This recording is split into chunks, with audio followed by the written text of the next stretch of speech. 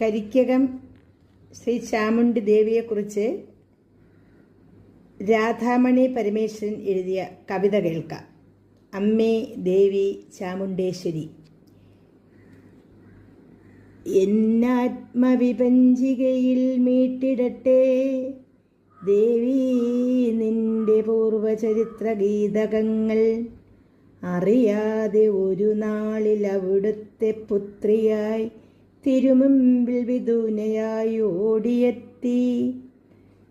ചന്ദനമണമോറും സുന്ദര രൂപതേ തായേ നീ മന്ദമായി സ്പന്ദിക്കുന്നെൻ്റെ ഹൃത്തിൽ.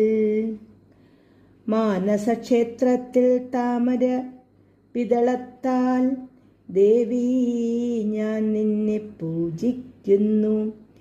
കരിക്കകം വാഴും വിശേശ്വരി അമ്മേ സത്യപ്രദായിനി വരദായിനി.